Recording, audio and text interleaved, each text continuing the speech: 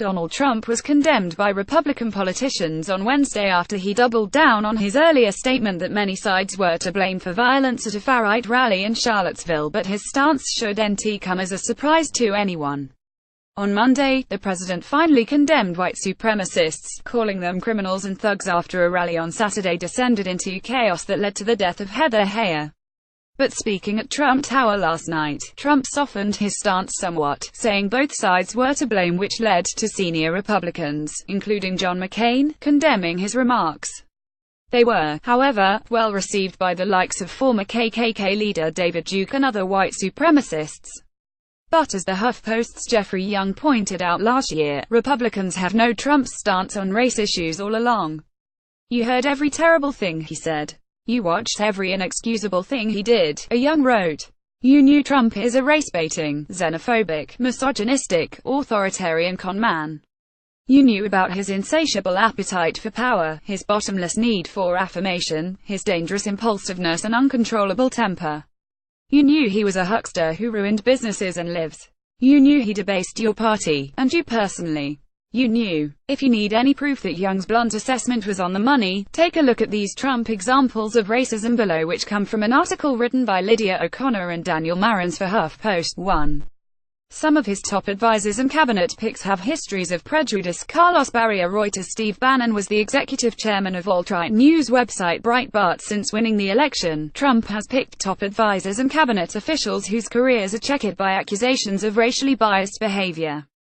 Trump's chief strategist and senior counselor Steve Bannon was executive chairman of Breitbart, a news site that Bannon dubbed the home of the alt-right. Under Bannon's leadership, Breitbart increased its accommodation of openly racist and anti-Semitic writing, capitalizing on the rise of white nationalism prompted by Trump's campaign.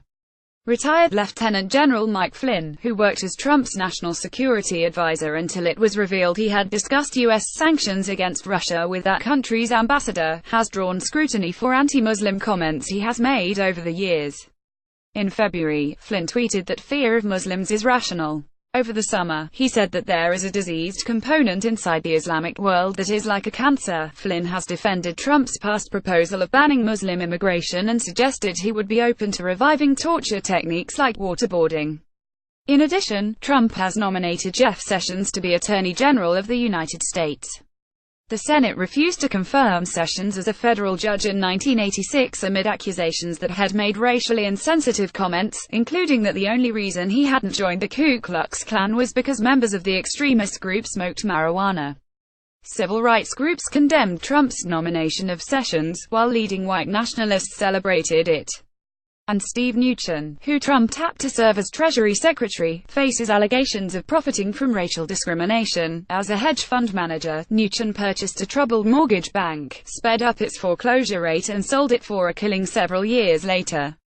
Along the way, Mnuchin's bank came under fire from housing rights groups for racist practices like lending to very few people of color and maintaining foreclosed-upon properties in neighborhoods that were predominantly black and brown less than in white neighborhoods. 2.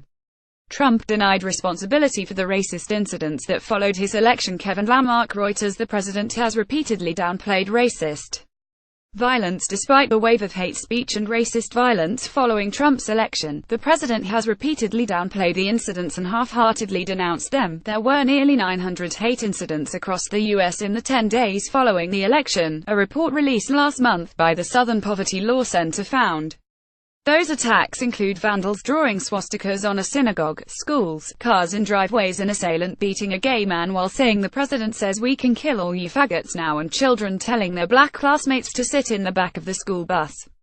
In nearly 40% of those incidents, the SPLC found, people explicitly invoked the president-elect's name or his campaign slogans.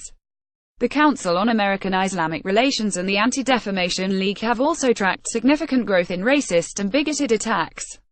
"We've seen a great deal of really troubling stuff in the last week, a spike in harassment, a spike in vandalism, physical assaults. Something is happening that was not happening before," ADL National Director Jonathan Greenblatt told The New Yorker. Despite these findings, Trump insisted on CBS 60 Minutes the Sunday after his election that there had only been a very small amount of racist incidents. Trump stop it guy holding a flaming cross stops mid-stride. I've never looked at it that way before. A good toilet at Toilet Mike November 14, 2016. I am so saddened to hear that, Trump said when asked about the racist incidents. And I say, stop it. If it helps, I will say this, and I will say right to the camera, stop it. He also accused the media of overstating the attacks. I think it's built up by the press because, frankly, they all take every single little incident that they can find in this country, which could have been there before, if I weren't even around doing this, and they'll make it into an event, because that's the way the press is, he said. 3.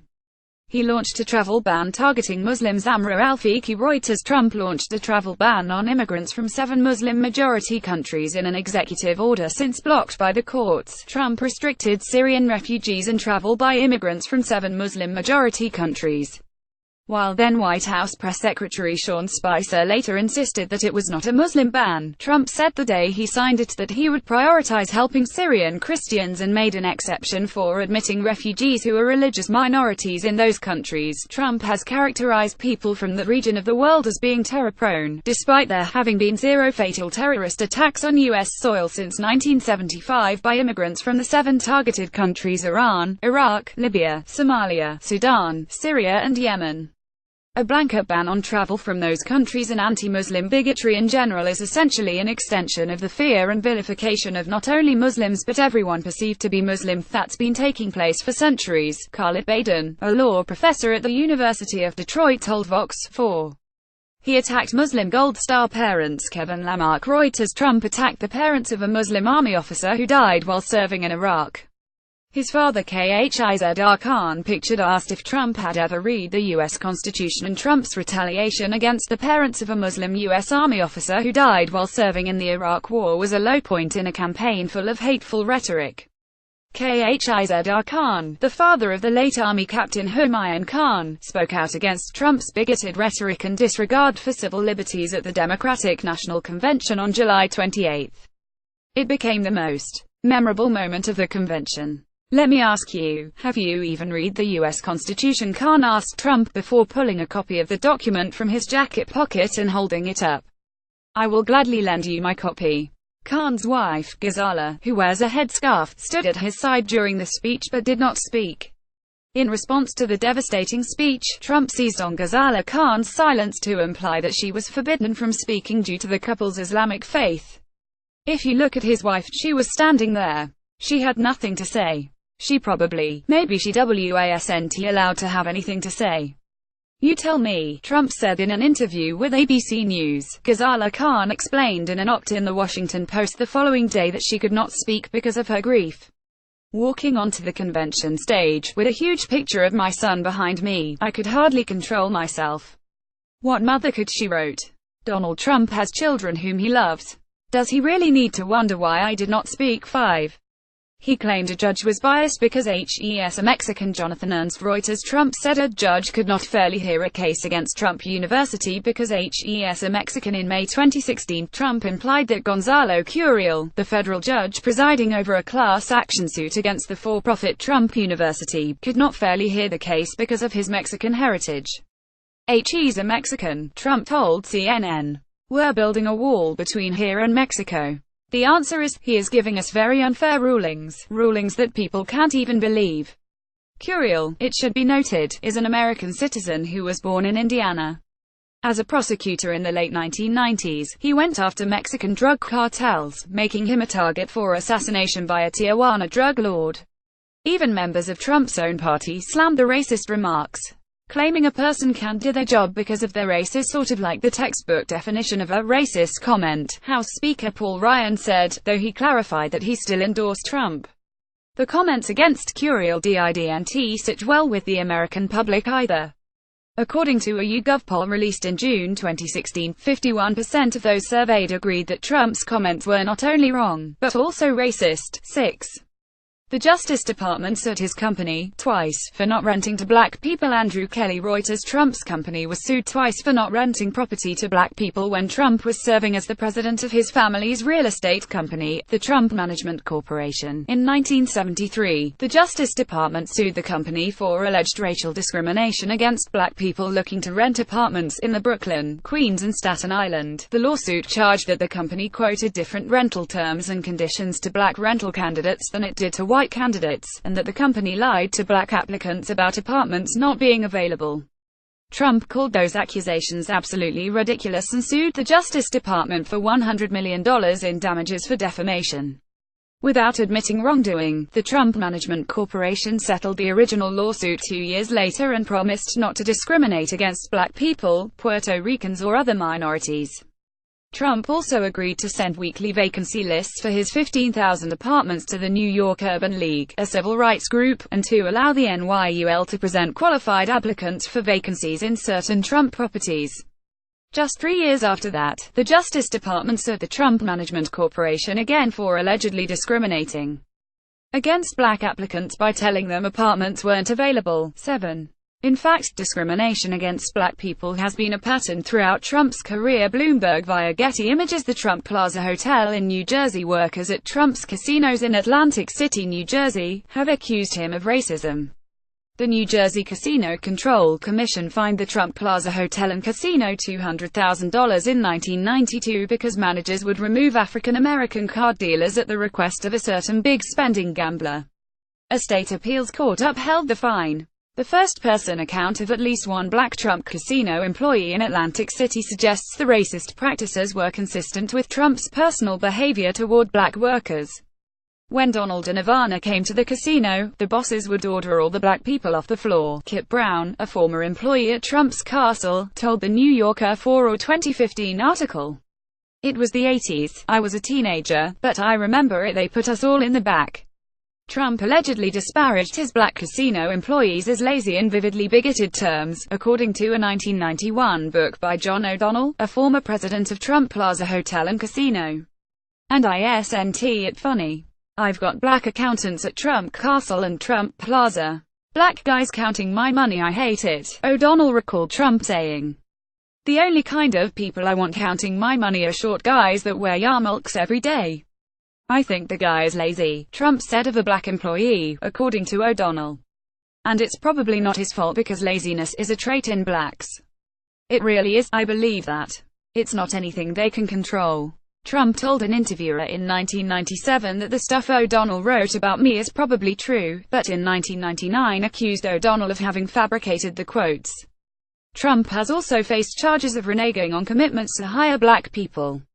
In 1996, 20 African Americans in Indiana sued Trump for failing to honor a promise to hire mostly minority workers for a riverboat casino on Lake Michigan. 8.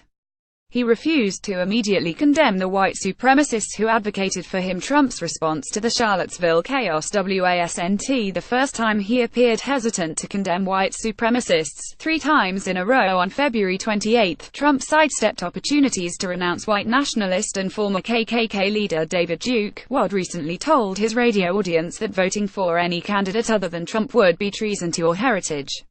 When asked by CNN's Jake Tapper if he would condemn Duke and say he didn't want a vote from him or any other white supremacists, Trump claimed that he didn't know anything about white supremacists or about Duke himself. When Tapper pressed him twice more, Trump said he couldn't condemn a group he hadn't yet researched. By February 29, Trump was saying that in fact he did disavow Duke, and that the only reason he didn't do so on CNN was because of a lousy earpiece. Video of the exchange, however, shows Trump responding quickly to Tapper's questions with no apparent difficulty in hearing. It's preposterous to think that Trump didn't know about white supremacist groups or their sometimes violent support of him. Reports of neo-Nazi groups rallying around Trump go back as far as August 2015.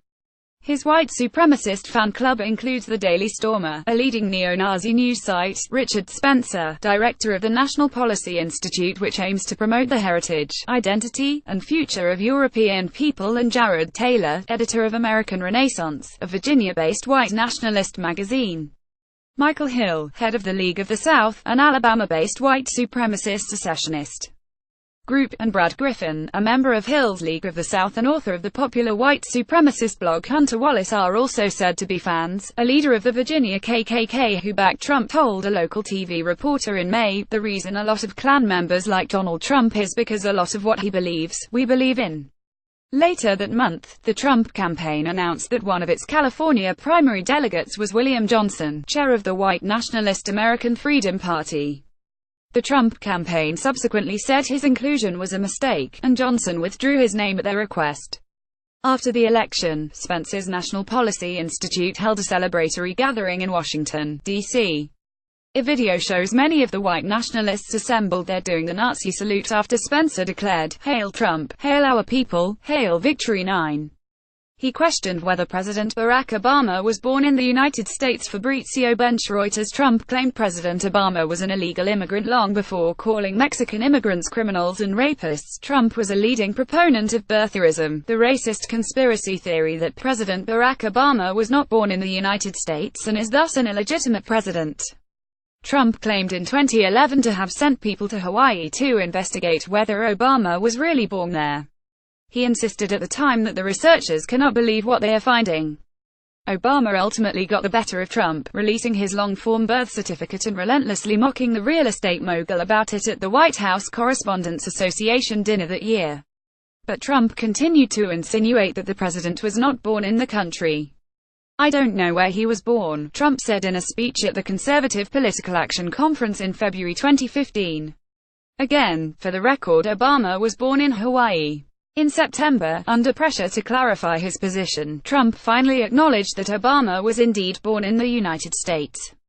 But he falsely tried to blame Hillary Clinton for starting the rumors, and tried to take credit for settling them himself with his racist pressure campaign. Hillary Clinton and her campaign of 2008 started the birther controversy, Trump said.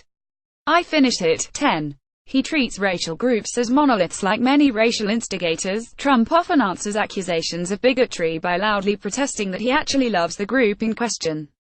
But that's just as uncomfortable to hear, because he's still treating all the members of the group, all the individual human beings, as essentially the same and interchangeable. Language is telling. Here virtually every time Trump mentions a minority group, he uses the definite article the, as in the Hispanics, the Muslims and the blacks. In that sense, Trump's defensive explanations are of a piece with his slander of minorities. Both rely on essentializing racial and ethnic groups, blurring them into simple, monolithic entities, instead of acknowledging that there's as much variety among Muslims and Latinos and black people as there is among white people. How did Trump respond to the outrage last year that followed his characterization of Mexican immigrants as criminals and rapists? "He'll take jobs back from China. He'll take jobs back from Japan," Trump said during his visit to the US-Mexico border in July 2015. "The Hispanics are going to get those jobs, and they're going to love Trump."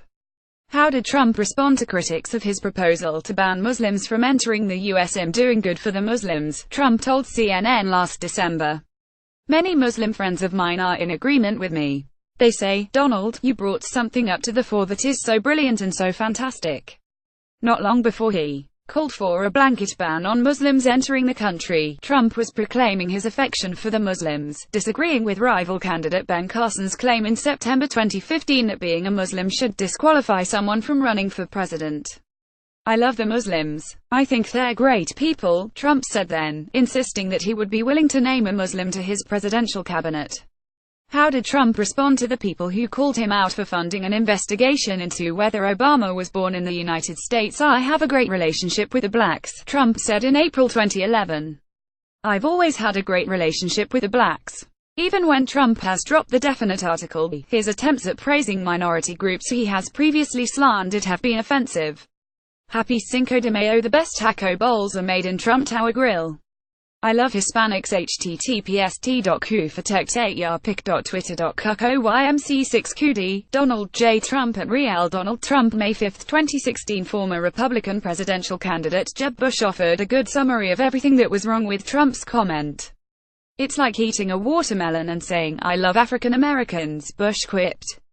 In an apparent attempt to win favor with black and Latino voters in the final months of the campaign, Trump fell back on his penchant for stereotyping. At the first presidential debate in September, Trump claimed African Americans and Latinos in cities were living in hell due to the violence and poverty in the neighborhoods.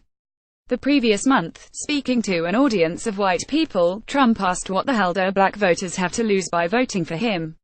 Trump's treatment of longtime White House correspondent April Ryan during a February press conference left many wondering if Trump assumes all black people are friends with one another. When Ryan, a black reporter for the American Urban Radio Networks, asked Trump if he would hold meetings with members of the Congressional Black Caucus to help craft his urban development policy, he asked her to handle the introduction. "Well, I would. I'll tell you what, do you want to set up the meeting?" Trump asked. "Do you want to set up the meeting? Are they friends of yours?" "No, I'm just a reporter," Ryan replied. 11. He trashed Native Americans. To Joe McNally, a photo of Trump taken during the 1980s. In 1993, Trump wanted to open a casino in Bridgeport, Connecticut, that would compete with one owned by the Mashantucket Pequot Nation, a local Native American tribe. He told the House Subcommittee on Native American Affairs that the Pequots don't look like Indians to me. They don't look like Indians to Indians. Trump then elaborated on those remarks, which were unearthed last year in the Hartford Courant, by claiming, with no evidence, that the mafia had infiltrated Native American casinos. 12. He encouraged the mob anger that resulted in the wrongful imprisonment of the Central Park Five. Reuters images. Trump took out full-page ads calling for the return of the death penalty. In 1989, Trump took out full-page ads in 4 New York City area newspapers calling for the return of the death penalty in New York and the expansion of police authority in response to the infamous case of a woman who was beaten and raped while jogging in Manhattan's Central Park. They should be forced to suffer and, when they kill, they should be executed for their crimes, Trump wrote, referring to the Central Park attackers and other violent criminals.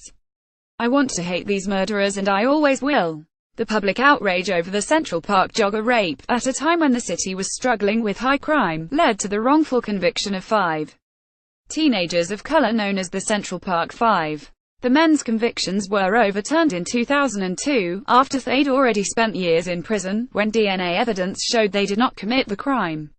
Today, their case is considered a cautionary tale about a politicized criminal justice process. Trump, however, still thinks the men are guilty. 13. He condoned the beating of a Black Lives Matter protester at a November 2015 campaign rally in Alabama. Trump supporters physically attacked an African-American protester after the man began chanting Black Lives Matter. Video of the incident shows the assailants kicking the man after he has already fallen to the ground. The following day, Trump implied that the attackers were justified. A black protester at Trump's rally today in Alabama was shoved, tackled, punched, kicked. https://t.coacoooattackspic.twitter.com Controde Moob, Jeremy Diamond at JDiamond1 November 21, 2015 Maybe the protester should have been roughed up, he mused. It was absolutely disgusting what he was doing. Trump's dismissive attitude toward the protester is part of a larger, troubling pattern of instigating violence toward protesters at campaign events, where people of color have attracted especially vicious hostility. Trump has also indicated he believes the entire Black Lives Matter movement lacks legitimate policy grievances. He alluded to these views in an interview with the New York Times Magazine where he described Ferguson, Missouri, as one of the most dangerous places in America. The small St. Louis suburb is not even in the top 20 highest crime municipalities in the country. 14. He called supporters who beat up a homeless Latino man passionate AFP. Trump's racial incitement has already inspired hate crimes. Trump's racial incitement has already inspired hate crimes. 2 brothers in Boston in August 2015 for beating up a homeless Latino man cited Trump's anti-immigrant message when explaining why they did it. Donald Trump was right. All these illegals need to be deported, one of the men reportedly told police officers.